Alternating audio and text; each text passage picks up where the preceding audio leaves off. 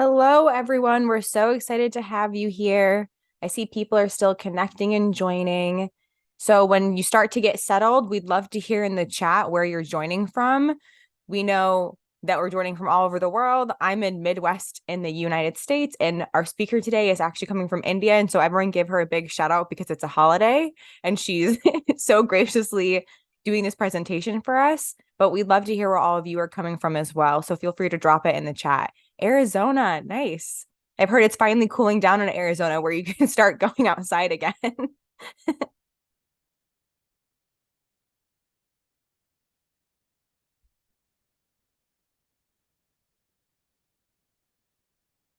We have people joining from anywhere else. Would love to hear Tennessee. I've been to Tennessee once. Okay, Boulder, Colorado. I heard Colorado, some areas got some snow already, which is mind blowing to think about that we're already at that point of the year. London, thank you. I know it's a little bit later your time, so we appreciate you joining. Another person from India, thank you for joining. I know it's a holiday, so excited to have you. Oh wow, we have a big array of people. So for anyone who hasn't joined us before, we are Women in Cloud, and I'm Marissa Pecoraro. I help run some of our workforce development initiatives, and this is a webinar series for all of you. We realized when you're trying to get a career in tech or you're trying to advance your career and you get on the internet and start researching things, it can be very overwhelming and feel very complicated. There just is a lot of information out there. So we're doing this for you so we can bring leaders in like we have today who can give you some insight into what their journey is like and then maybe give you some tips that kind of helps you see through all of those weeds and all of that mess that can come from just searching on your own. And to get started, thank you everyone for sharing where you're from. We want to know what moment first ignited your passion for technology and what drew you to the career field of tech. What motivates you? Feel free to drop it in the chat. I'll give you a couple minutes to kind of talk about that. I know for me, for anyone that's been before, I came from a background that was more like academic focused, and I also worked in retail. So I kind of just like stumbled upon this opportunity in tech. And now I'm so passionate about it because I know the influence that technology can have. Oh, these are great. I'm seeing solving problems. You love learning new information, just technology in general drew you to the field.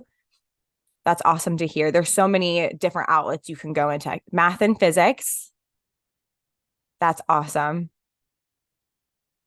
So everyone knows if you've been to Women in Cloud event before or seen me, I have to do a little pub for some of the stuff I do. So I just want to remind you when we're talking about advancing our careers and empowering ourselves, we do offer a cloud scholarship.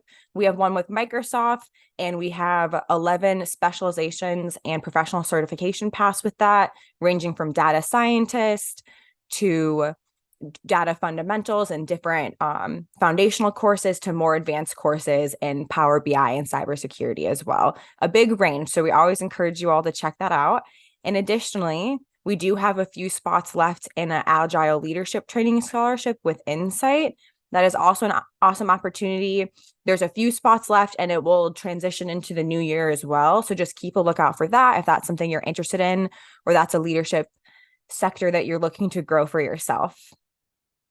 And now, the reason why all of you are here, you're here to hear from Vidya Prabhu. So Vidya has 21 plus years of unique and diverse work experience. She's been in IT for over 18 years, but prior to that, she held many roles from a radio jockey to a video jockey to an air hostess. Once she landed in IT, she never looked back. Within the IT space, she has held multiple positions, including communication and soft skills trainer, learning and organization development partner, and project management and senior program management positions. Today, she handles global delivery for IBM for Kyndryl. Her dedication to staying updated with the latest technologies and her ability to work in collaborative environments make her a valuable asset to any team. We are so excited to have Vidya here, and I would love to welcome her up to the stage now. And we can hear from the expert herself about what it takes to be in tech and everything that she's done to get here. Thank you, team. And thank you to everyone who's joined us today on a day which is a holiday for India. but for the other countries, I see there are many people from many parts of the world. My first thank you to Women in Cloud for giving me this opportunity. I also happen to be the ambassador to Women in Cloud from my organization, Kyndryl, and I work very closely with Chaitra and the entire team here. So thank you for giving me this opportunity. I've named this as career, my career, because it is my journey, which is work in progress. I'm hoping that I will do justice to the next 1 hour or so that we have at hand. If you do have any questions that you think I would be able to answer, you can post it on chat, and I'm sure that our hostess here would be able to moderate those questions for us. That said, I'd like to talk a little bit about myself, if we could move on. Okay, so my day job is that of an associate director, is to take care of the global delivery for the entire IBM Cloud technology for my organization. There are many clients, 100 plus clients that fall under IBM Cloud technology, and this falls under one of the practices called the cloud practice. I work out of India. I live out of India and I work out of India. And as mentioned during the introduction, I have about 22 plus years of experience, out of which 20 plus years I have been in IT. All those pictures that you see are parts and parcels of my life. Some integral moments that I have put in there. The centerpiece there is my son, my mentor currently. He teaches me how to keep myself updated with something as simple as how to charge a new gadget. That's something that I can't get my head around. I am one of those archaic mothers who connects the gadget and forgets to switch it on. So my son helps me with small things like that. He's 15 years old. I've also put in a concoction of desserts because I really do love sweets. You can't imagine how much I love sweets and how many I can eat. But I have learned that with age, it's important to keep a control on your sugar intake. So I have reduced it. So that picture is a reminder that you should indulge when you can and you should walk away when you shouldn't. On the right corner, on the bottom right corner, you will see a picture where an auditorium is filled with students. That's because as a part of my role, I also handle university relations for my particular state for Kyndryl. Through this, I go to many colleges and universities, both engineering as well as arts and science, and I work with these institutions for hiring, their training, train the trainer, talking to their staff, academic institutions. I also work with the government of this particular state to see on how academically we can improve and how the industry and academia can collaborate. I'm also on the board of studies for a few institutions, which means that I'm on their board of experts to advise them on how their academics and their portions can be improved. There are other pictures that talk about the other roles that I do.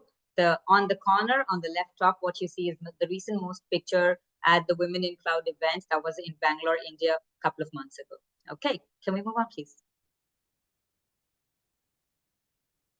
Okay, so what I am not is something that I'd like to start off with. What I am, we have talked about a little bit, but what I am not, I've divided that into 4 sections. The section in green talks about my education. I am not an engineer, as against standard belief that you have to have an engineering or a science and technology background in education to be here, to be able to work in this field. I am not an engineer. My graduation as well as my master's, my undergrad and my postgrad lies in psychology. So that's about my educational background. The box in orange or red that you see at the bottom says that I have not played a pure technical role in my entire career, purely technical, as in I have not coded, I have not written scripts or anything like that. So I have not played a pure technical role, and I have not had a technical mentor as well. I have had multiple mentors and coaches, but I have never had a technical mentor. But I will tell you that I did realize that it is important to have a technical mentor if you want to grow and progress. So I did inculcate someone into my work life very recently. I'll talk about that in some time from now. The box in blue talks about calendarized life. I don't plan for the next 3 years, 5 years, a decade, because I know something as small as a virus can halt the entire world. So planning for a decade is not my style. Instead, I just plan one day at a time. I have a calendar that I work around, whether it's work or at home. I know what I'm going to do that particular day. That said, of course, my everyday also can get hectic and can become completely messy from how I start. But whatever said and done, even if it goes messy, I think I do score a goal at the end of the day. So that's on the blue box. And the pink box says serious. I believe that life is too short and you can't escape anywhere. So I'd rather not be very serious about it. And I have learned that humor really helps. So wherever I get an opportunity to be humorous and fun and lighthearted, I try and do so, even at work. Okay, we can move on. Okay, so that's about my career from 2009 till now. And this is my career or my journey at IBM or Kyndryl. I have worked in other IT organizations before that as well, but smaller ones. So I've listed the one which is the big giant. For those of you who may not know, Kyndryl is a spin-off from IBM. The infrastructure portion or business unit of IBM separated into a whole new organization 2 years ago. And from then, we have been a new organization called Kyndryl. It's spelled Kyndyryl. And this organization has about 89,000 employees across 66 countries. And out of that, I work out of the India team. So I'll talk about how my career spanned across different roles in the last 10, 15 years that I have been with this organization, or two organizations to be clear. So 2009 to 2010, I was actually not on the roles of IBM.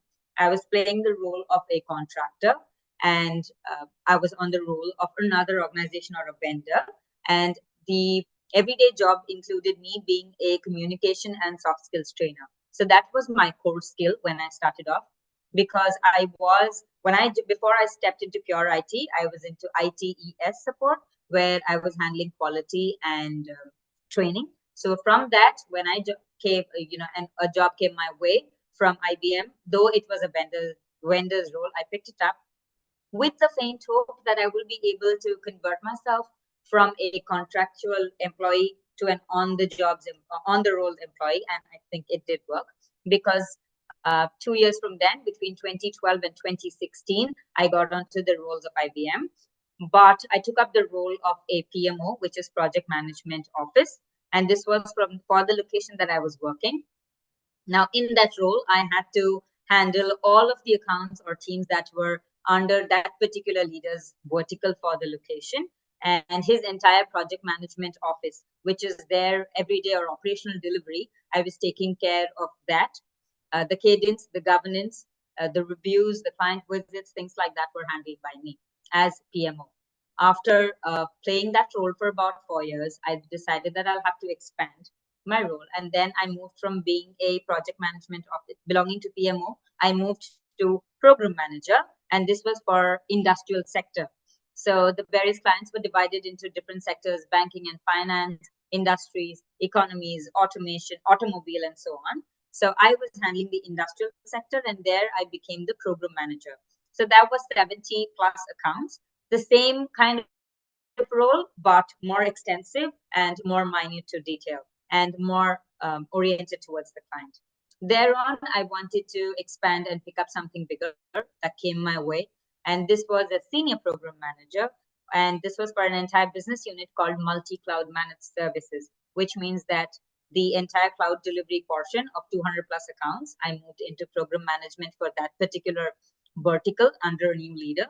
I did realize that from the first role to the second role to the third role, all of these roles came to me via managers or leaders that I knew or I worked with, and identified me or approached me when a piece of job came their way. So they thought that I would suit that job, and I picked it up, and that's how I moved forward. So I will be connecting this to networking that I will be talking about later. As we move further on, 2019 to 2021, my manager picked up a bigger role, and he asked me if I'd be able, and I was doing his backup role. So he asked me if I'd want to pick up a particular portion of his work, and I courageously agreed. That was when I picked up 100 plus accounts, and this was of two parts. So IBM Cloud accounts, 100 plus under the multi-cloud managed services business unit. And I also had another business unit, and I had to work in tandem or relationship with them. So two parts of roles that my manager handed off to me. And from then was when we disintegrated, and 2021 we moved out into a new organization. So then came in the challenge of not just one business unit having IBM Cloud accounts, but the entire organization holding IBM Cloud accounts. And when they thought of who can take that leadership role, my current manager suggested to the practice leader, the entire cloud practice leader, that since I have experience handling the IBM Cloud piece, and I have worked with that relationship of the various teams, and I know the client names, and I know what is the support system like, what is the escalation system like, and so on. So I then picked up the entire role that I'm doing today, which is for the whole of Kyndryl, the entire IBM Cloud delivery of all of the accounts. The global delivery is something that I'm leading today. So from just handling a small piece of a small delivery center to moving on to handling the entire organization's IBM Cloud technology delivery piece, I think I have moved from various types of roles to what I am today, surely using two pieces. One, my own strength, willpower, and hard work. And two, somebody else's trust in me that I can do justice to the role that they imagined me in. Now, what else do I do is listed on that block. I am also the chair for this location's Women Kyndryl Inclusion Network. So that particular network has 1,200 plus employees. So under that, I have a particular team of 6 women, and we lead the initiatives for the location. I have been doing this for 10 plus years, almost 13 years now for the location. And that particular Kyndryl Inclusion Network, or the Women Network that we call it, is called MAHI. We named it after Earth, Earth being the symbol of strength. I also, like I mentioned, I'm the University Relations Champion.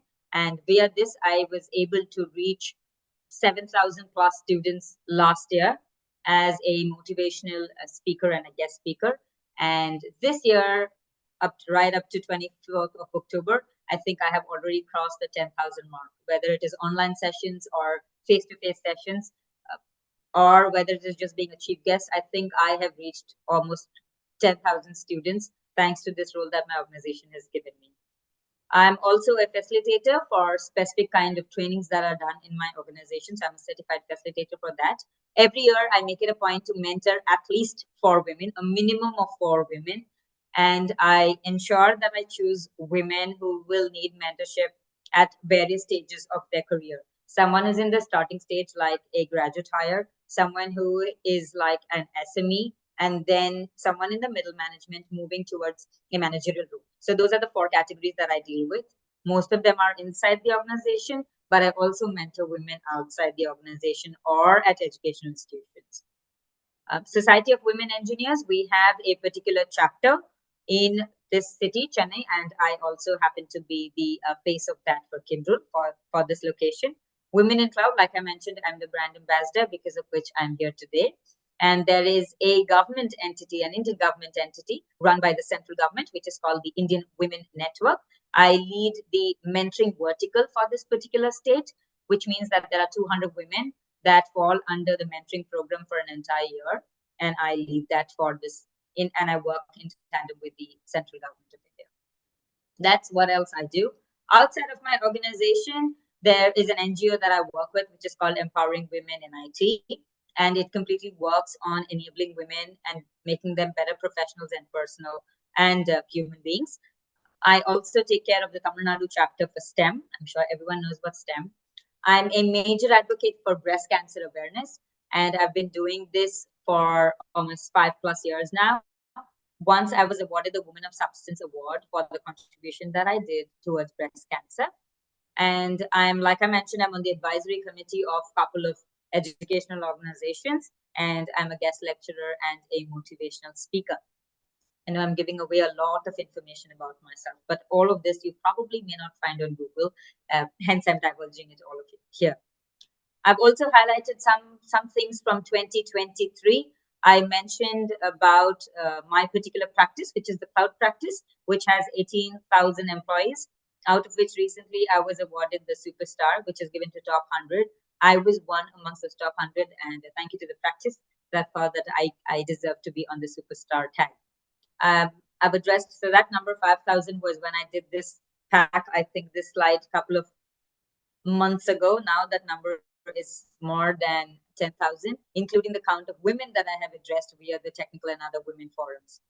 I recently published an article which came out in a magazine that is published by the government that goes, it's an e-magazine, and it goes out to many, many students, about 40,000 students in India. And this article was called Women of Will. It was around the subject of why women should use their willpower if they want to move forward, or where they should know how to subdue to their own will and let go or give in. So that was the article, and I think I did get some good feedback around that. Okay, can we move on, please? Okay, so in this particular slide, I have divided my life, and I call it stages of my ages. This is just a fun title that I have given. For everyone who's thinking if I am just 26, no, I'm not.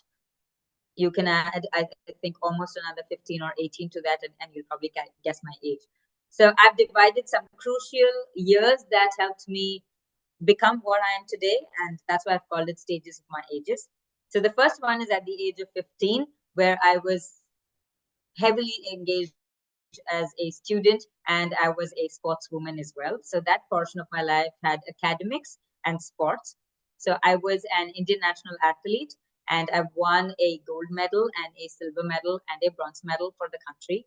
I was also a part of a team event called Kho for the national team. So sports was very integral in my life at that point in time. I was also awarded the best outgoing student when when I was just about to enter college. So if you call that high school, or if you call that higher secondary, in whichever part of the world you are. So I was awarded best outgoing student because I was the schoolgirl as well as the sports champion as well as the cultural ambassador, and I topped my school as well. So I think academics and sports taught me many, many things, and we'll talk about that a little later. At the age of 17 was when I got my first, though it started off as a summer job, it turned out to become a full-time job very shortly. I got my first job as a radio jockey, and also and then I moved on. Somebody from the radio identified that I could also be a good video jockey. Thank you to that person who trusted my face at that time, because the radio only had my voice, and then somebody thought that I think the face can also add some value. So I moved from being a radio jockey to a video jockey, and via that, I think I had the advantage, and I would say the privilege, to meet many personalities across politics, sports, education, entertainment through my job role as a video jockey and radio jockey. Extremely good learnings at that particular young age. If someone gives me that opportunity today, I would ask so many questions and learn so much. At that point in time, I only had the script that I had to follow. But if someone gives me the opportunity today, I think I will use my own little brain and ask some experimental questions. I also hosted an award show, which had an audience of 5,000 people, which was really big at that point in time. I think I had just turned 18, and it was 5,000 people. I think I was not very scared at that point, but I, I think it's, again, I go back to the word will and courage, because of which I was able to face an audience like that. So my father always wanted me to be an air hostess. Please do not ask me why, but I think he really liked that job profile. So at the age of 19, he put me onto a course. I'm a certified and trained air stewardess. I have worked for a domestic airline and an international airline as well. But at the age of 19, I got wedded. I was just turning 20, and I got wedded. And by law at that time, you cannot work. I was supposed to join another international airline, but you cannot work in an international airline if you're married. So I had to turn that offer down of a senior stewardess because I was already wedded by then, and I was in the final round of my interview. So change of life at the age of at the start of 20 was marriage and IT. I was out from media. I was out from the airlines or the hospitality industry, and I walked into a family of 35 people. From just having lived with 4 other people, 2 of my sisters and my parents, I moved into a family of 35. That was my first lesson in project management and team management. And that's when I also picked up my first job in ITES. And like I mentioned before, service quality and training and development were the few roles that I played there. I do remember my first job in ITES was, and I'm talking about this 20 plus years ago, when you actually had to call people and ask them what's your mortgage like, or would you want this kind of service. I think I've done some weird calls, I've made weird calls, made great sales numbers, and so on. And then I moved into service quality training and development, and that's what got me into pure IT, because it is that connect with the learning and organization development that got me my first job in IBM later. Okay, we can move on.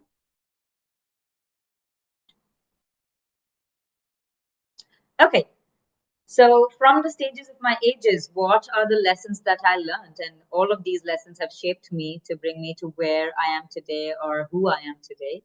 And academics and sports taught me many things. I think the most valuable lessons of my life. The first one being success is not in the medal won, but the race run. This is a quote from one of, one, if I may call him a holy person called Swami Chinmayananda in my country. And I went to 2 years of my schooling was in his particular educational institution, and that's the line that I picked from there. That success is not in the medal won, but the race run. Every time you run a race, you will realize this, whether you win or you lose. And I also learned that every field has their own winner.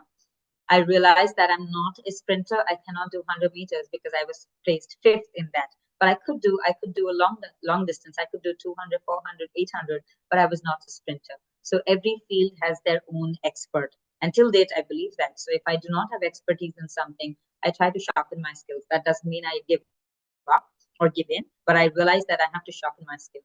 And I give the required respect to those who already have expertise in that.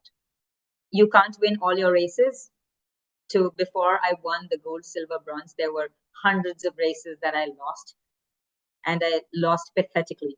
Where some races where I did not have the guts to, complete them and hit the finish line because I felt in my mind that I should always win. But when I did sports continuously, I realized that you can't always win, and practice and stamina is very, very, very important. Practice makes one perfect. Sports teaches you that every single day of your life. Stamina is very important. By stamina, I mean physical stamina. If you want to do anything, you have to take care of your health. So your physical stamina has a key role in your success. Patriotism, apart from, I think, being in the civil services or serving in the military, army, air force, sports gives you patriotism, because every time you think of being a state player, a national player, and you see your country either on your chest or as your chest number, it's a whole new field. So patriotism is something that it taught me. When I moved on to the age of 17 and into media, completely different world, all glitz and glamour. But I did realize that the power of communication is phenomenal. It is always, always, always important to speak right. People are always listening to you.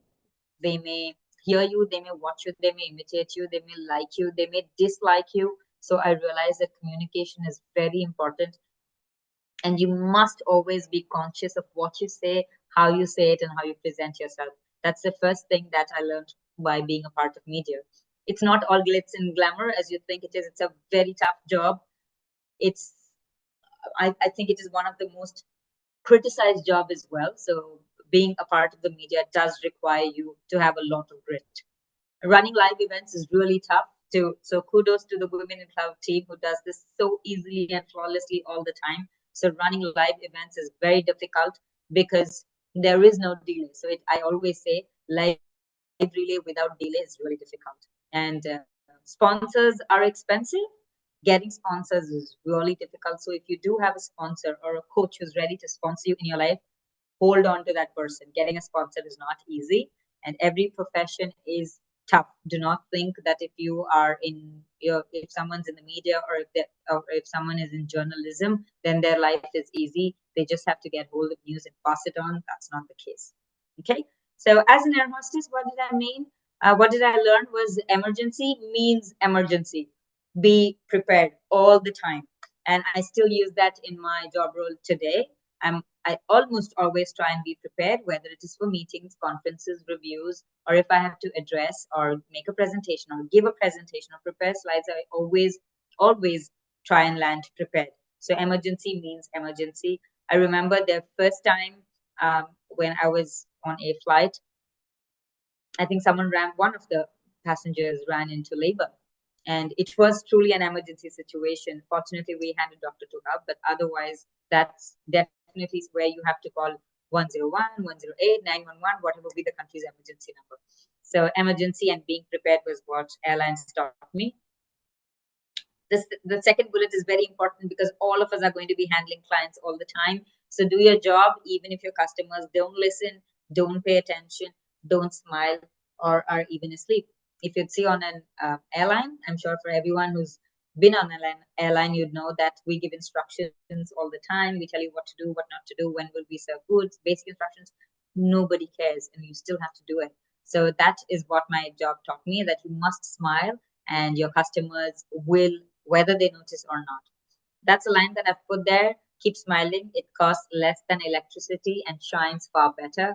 I will never forget that line. That was written on my book on the last day of my 10th grade by my favorite teacher, because she thought that I was always smiling and laughing and giggling in class.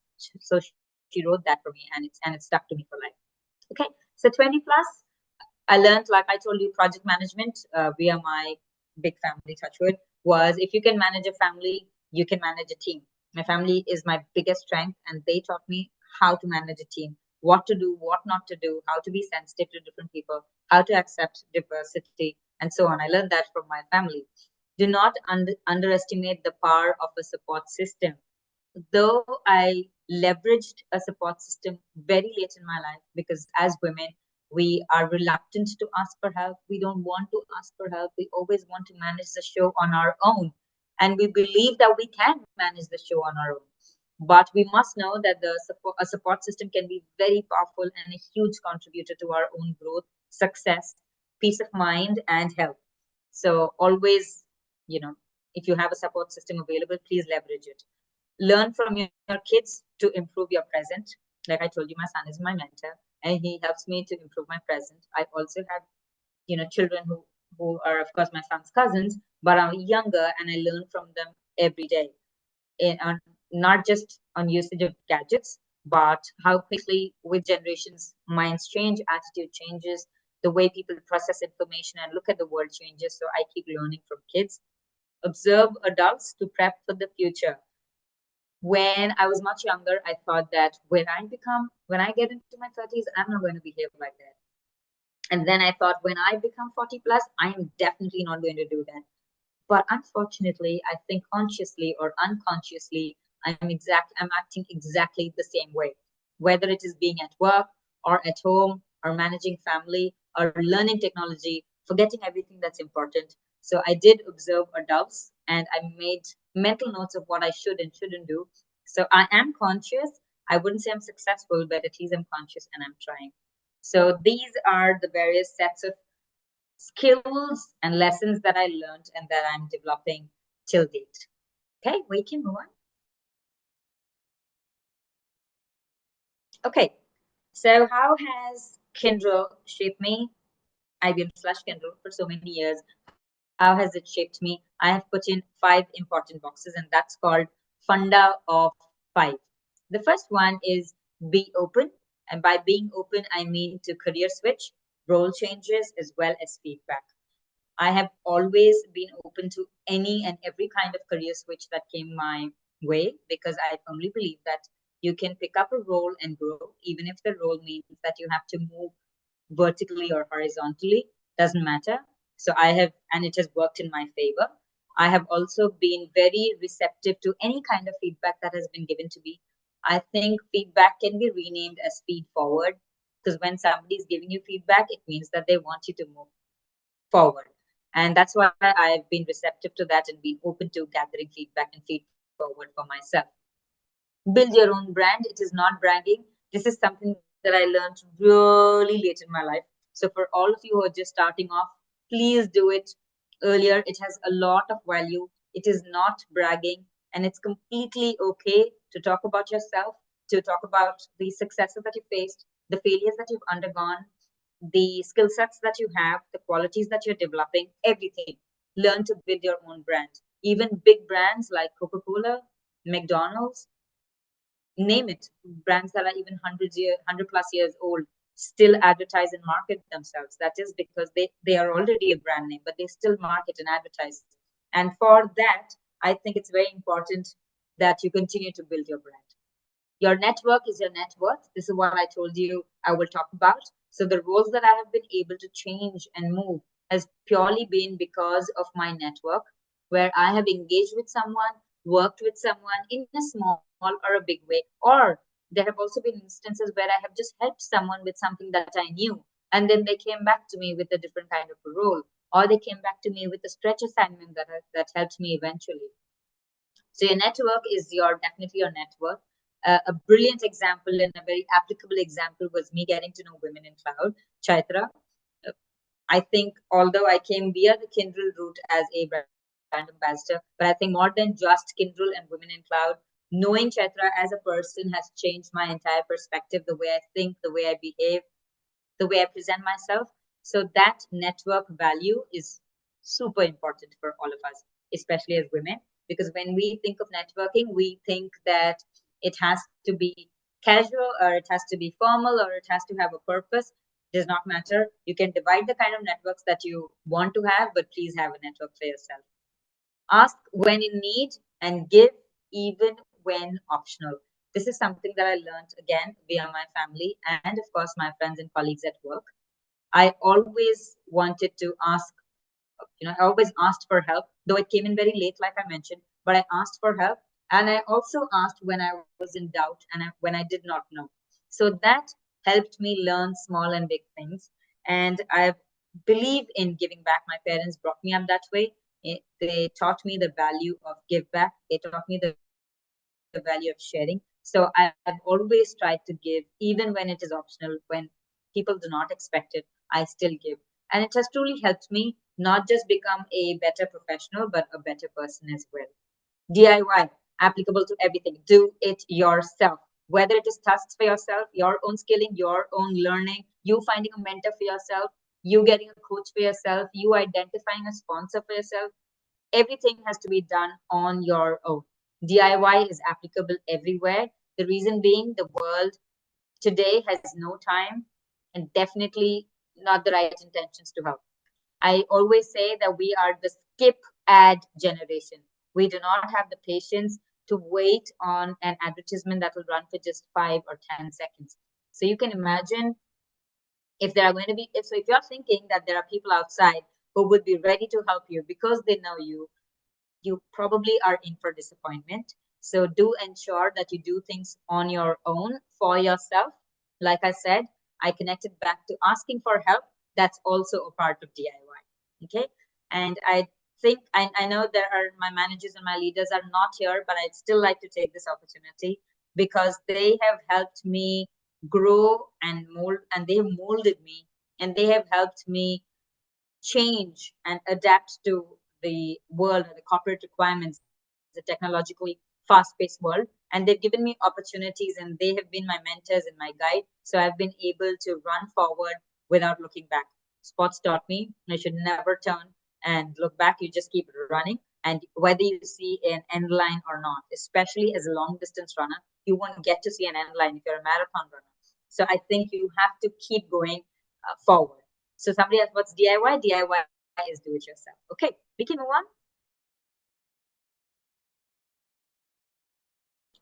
What has worked with me? I have put in BOT, best of three. There are many things that have worked for me in my career, but these are the top three that have worked. Number one, whenever you say thank you, be genuine. Because when you are not genuine, people can easily identify it. So please be genuine as much as you can. If you want to say thank you, it has to be from the heart and it has to be from the mind. An apology has to be sincere and well timed. So thank you and apology, both of them have to be rightly timed. Do not postpone them. A thank you stands for appreciation, thanks for and stand for gratitude. An apology stands for you being sincere about not being right at some point in time. So please always be sincere if you want to apologize. If you do not feel like apologizing, you can always postpone it and leave it. That's totally okay. That choice is yours. Third one is being grounded. I have always tried to be as humble as I can, and I've tried to remain grounded because that's a natural trait. And my parents have always taught me, my family has been a symbol of being humble. And I try and be as humble as I can. And one of the reasons behind that is I think life is like a mirror. It shows you what you are, and it gives you what you should show in front of the mirror. So it is a reflection of who you are. So if you are genuine when you say thank you, if you are sincere with your apology, and if you are humble and true to people around you, you will see BOT, best of three things around you. So I have mentioned checkerboard career path at the bottom of the slide. So you have to be prepared if you are going to just entering the technical world, or if you're already in a particular role, you must be open to any positions that may come your way. As I did mention before, vertical growth, horizontal growth, or even diagonal growth, career paths can be in any fashion. It does not matter as long as you're comfortable doing it and it is driven by your passion. Because if the passion is missing, even if you're going to grow vertically, you're going to stall at some time. So the passion factor is what should drive you, and not just designations or titles. Okay, we move on. So I think we do have some questions, but before I always believe in thank you on time. So I would like to thank the Women in Cloud community, especially Chaitra, for being my beacon and my icon. I know she loves the word icon with the ICON, but I keep seeing her and learning from her, which is why I call her the icon, and she's my beacon, BEACON, but I have put it as BENCON because she keeps telling me, you can become this, you should try this, and so on. There's a confession disclaimer that I have put in. A deck on yourself is the toughest pack to make and the most difficult presentation to take. So I do feel extremely honored that I was able to share so much of my life. And I'm very happy that I have so many participants listening to me at this forum. I think we'll take questions if any. That was absolutely amazing. As people in the chat are saying, Wonder Woman, amazing storytelling, and the fact that you could walk us through the steps that you took to get there. Because a lot of times we just see success like where you're at, and it's hard to conceptualize what work goes into that. So thank you so much for sharing all of that. I'd like to say, I hope all of you were taking notes. I know I was, and I really took away when you said do your job, even if no one's paying attention. That's why it's so important to look for things not only that you're skilled in, but that you care about, like you were saying. When you said don't take life too seriously, just claps all around. I think we all need a little bit of that sometimes. Sometimes it feels like the world is on fire. So just taking that step back to remember that. And then also that one of those last moments when you said ask when you need and give even when it's optional.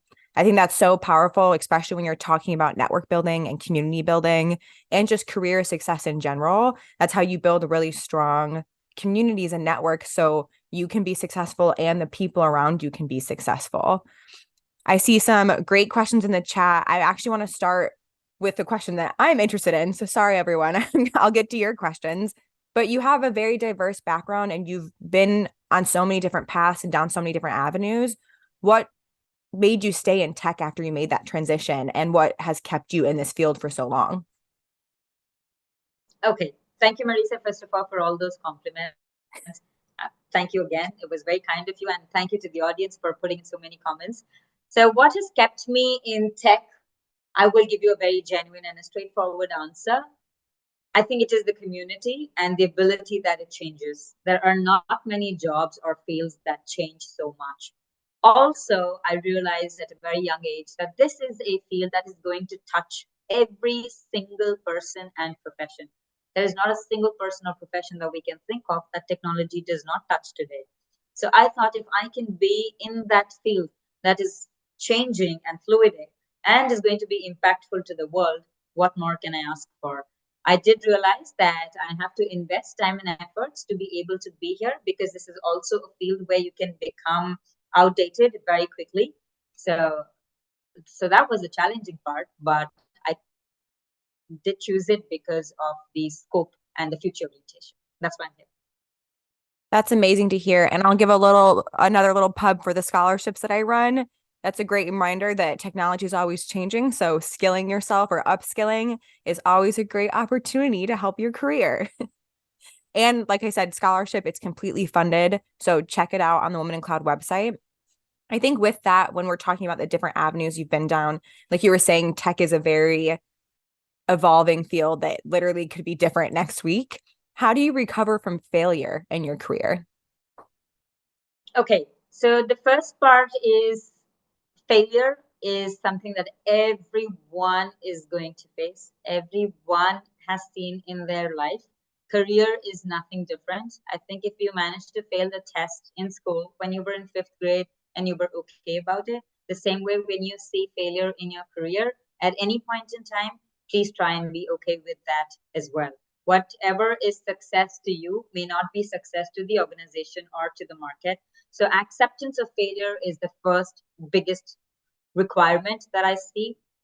And I will give you an instance where I failed on a particular, not a role per se, but a part of a project, a big project that I took on to myself. And I did not do well after 3 months of trial and error. I realized that it was not my piece of work because not because I did not have the skill to do it, but because I could not get the right path to navigate through the project. So every project is different, and I was using the same technique for all the projects. So I realized that that was not the right thing. So I took the courage and I discussed this with my manager and my leadership team, and I told them that I'm failing and I don't want to be the reason for the failure of the entire project. Would you be okay with getting someone else on, or do you think you want me to try? And they did ask me to step back, and they got in another person, and within 2 months that project was a huge success.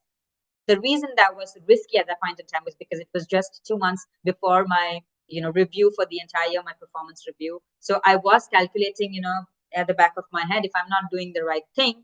But I learned that looking at the big picture is more important than just looking at my own performance review. So I took that big step, and it helped me when they moved me out of that project. And for 2 months they gave me smaller project that I handled, and everything went green. It did anyway help me with my performance review. So I think you have to handle failure both diligently as well as intelligently. That is a great example. It's always a good reminder too. When we try to hide issues we might be having or kind of push it under the rug because we think it'll hurt us, it usually will hurt us more when we don't bring it up, and will hurt the team too. So it's always good, like you said, to be diligent and actually like address it head on. We have a great question in the chat, and I'm curious with your experience what you'll say. So we have, hi, I am an early career professional in tech. It's been difficult to navigate the tech world in the initial phase where everything seems overwhelming. Any advice that you feel would help me in overcoming this? Okay, so tech is overwhelming for everyone, including me, and I'm sure everyone else here as well finds tech extremely overwhelming because I go back to the same point. It's fluid, it keeps changing. But for you, my only piece of recommendation would be hold on and be patient. You will get your hands around it. It will take time. I would highly recommend that you find yourself a mentor in an area of technology that you have passion in. Do not think about whether that passion, whether that technology will be here today, tomorrow, will it fade away? Don't think about that. Something like mainframe has been around for 100 plus years, and we still use Windows. We are still going to be using a lot of technology that has been around for 10, 15, 20, 50 plus years. So don't think about the factor that something may fade away tomorrow.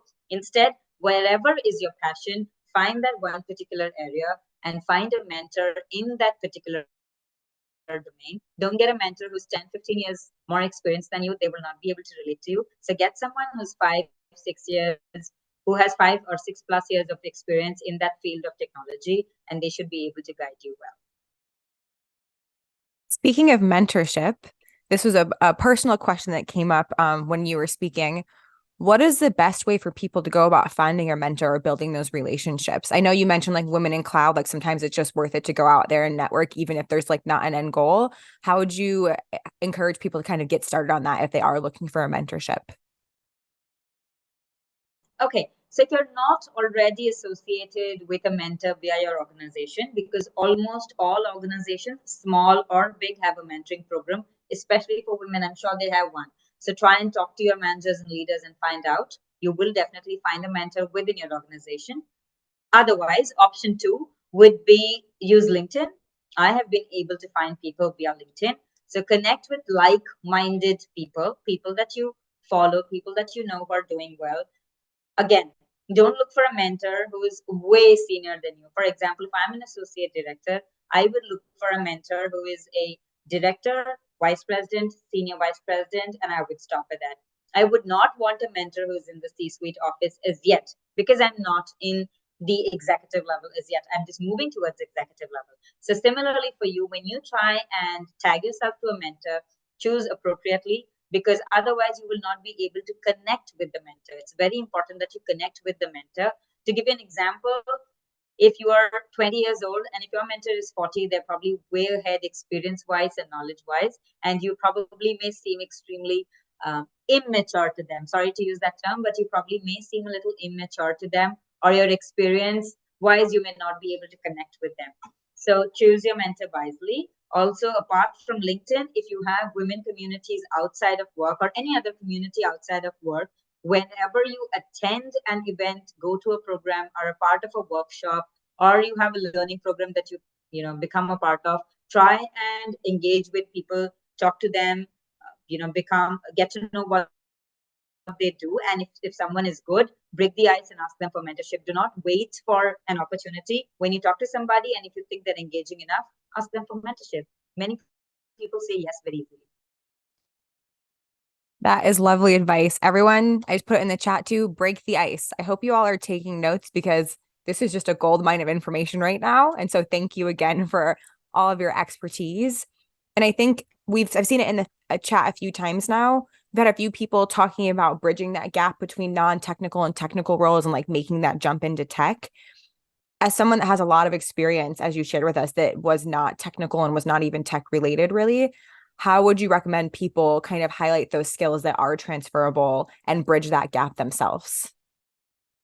Okay, so with my role, because I started off with a non-technical role, which was learning and organization development, I had the opportunity via that role to work with technical teams because I would be training technical teams. My entire classroom would be filled with those who work on technology every day. So whenever I would teach them something or when I would facilitate a session, they would give me examples related to technology and I would make notes of whatever they were talking about. And I would not understand for the first 1 or 2 years. I did not understand head or tail of what they were saying, but I allowed the jigsaw pieces to come together later on when I picked my program management role. And then it struck a chord that I've heard this before and this is what it means. So making notes has always helped me. For to everyone's FYI for everyone, my first technical certification was only last year, so it's never too late to start. I did my AWS practitioner certification. I am also appearing for my Azure practitioner certification and FinOps. All of these I am doing because I want to learn technology and be a part of the world by learning it. So you have to learn. You may have to take up programs around technology to start off with. You may have to undergo training. I'm not sure costed or non-costed. You may have to do certifications because all of those will form your foundation. Adding mentors to that would really help. And if you're already a part of a team, peers can help you grow. Peers who have even someone who has just 1 or 2 years more experience than you can help you grow. So those are the three things. Never too late to learn and certify. Find a mentor and work with a peer. Fantastic advice. And again, she said certifications. Don't forget that we have access at Woman Cloud to give you certifications. So remember that. I think with everything you're talking about and building these relationships and all of the steps you've taken to advance your career, a lot of us are probably wondering this. What does work-life balance and time management look like for you, especially for someone like yourself, a woman in tech who's juggling so many responsibilities? Okay, I know I was once at I was a moderator for a roundtable conference, and I asked one of the speakers, "What do you do for work-life balance?" She turned around and asked me, "Why did you not ask any of the men those? There are other men at the table. Why is it that you always ask women?" It just so happens that people believe that work-life balance is important for us or is more difficult for us. The answer is yes, it is quite difficult for us. We do have to practice. it does come with practice. You have to have a plan. I must say that in my case, work is a part of my life, but it's a very important part of my life. I do not allow work to intervene into my personal section, nor do I allow, vice versa. I've worked with the same set of colleagues for many, many, many years, but they may not know what's happening on the personal side of my life too much, because I try and keep the two separately so that my mind can work in two different compartments. So a small trick that I learned a couple of years ago is dividing your brain into two compartments. Literally, you should be able to visualize it. Two compartments, one for work and one for your personal life. So everything that happens with reference to work, I keep it on the side, and everything that happens to with reference to my personal life, I put it on the side. But what do I do to balance it? Is, again, this was a lesson that I learned really late, and I learned it the very hard way, which was you must set expectations both at work as well as at home. You must set boundaries and timelines. You must set priorities on both sides. But what happens is most of us do all of these with work. We set expectations, boundaries, timelines, targets. We may not do that at home. Please do that at home as well. It makes life a lot more easier. And for those of you who may have children who are still, really young, maybe 1, 2, 3, or under the age of 10, it can be even more challenging. Please hold on. If you can be a mother, you can do any other job very easily, because being a mother is the most thankless and the most difficult job. So if you're good at that profession, every other profession is very easy. Just hold on. A little bit of patience will help. I think that is fantastic advice. There's a lot of studies out there that show mothers or even like single guardian households, the work that goes into just being a parent and how that would translate to like a career that it would just blow a lot of people's careers out of the water. So I think that's fantastic advice. And wow, I'm really glad that you've taken time to compartmentalize that yourself, because that's probably been helpful for you personally and career wise. So I want to know, as we're getting close to our ending time, if you could go back and talk to yourself when you were first starting this journey in tech, what would you tell yourself? I think I would still tell myself the same thing, that don't take it too seriously. It's going to change even before you know. So hold on, be patient, be good to everyone around you, and take it light when somebody is not good to you. It's okay. Forget, forgive, and move on. Simple. We went backwards, so now I want to go forward. What do you see for the future of tech and empowerment within tech for yourself and for others? Okay, so the future that I see is something that we should not be scared of. Everyone is really scared of AI and chat GPT. Do not worry. There is no technology that can replace a human brain or a human hand at work. So don't worry about that. The future is still in our control. Technology is for the good. It is meant for growth. It is meant for benefit. That does not mean that it's going to substitute any of us. If you fear being substituted, just get upskilled. Just get better at what you are. Just learn from someone. You are allowed to cut, copy, paste from someone and imbibe that into yourself. Totally okay. So that's the future of technology that I see. What do I see in myself? The future of me, I see more grays, I see more wrinkles, but I also see a happier myself. I love it. It's great to remember getting to age and like advance in our careers and advance in our lives. It's a privilege. Not everyone gets that opportunity. So that's a great reminder to everyone. I'm going to drop in the chat, everyone, that a link to our private network with Women in Cloud to work on mentorship opportunities and scholarships and get access to industry events. So check that out. And Vidya, as we're wrapping up today, is there anything else you want to share with the audience? You've already given us so much wonderful advice.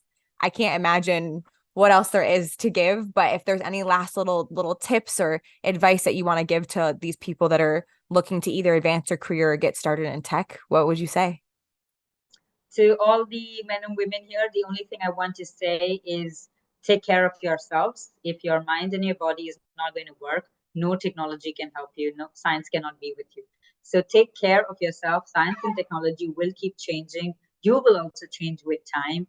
But if you don't take care of yourself, you're not going to be around healthy. So you're in for a very stressful life ahead in technology. So take care of yourself. That's the only thing I want to say. Everyone, you heard it. Final words, take care of yourself. You can do this. I'm so excited to see what all of you can accomplish. And big thank you to Vidya. Everyone let her know how amazing she did. And have a lovely day and have a lovely night, Vidya.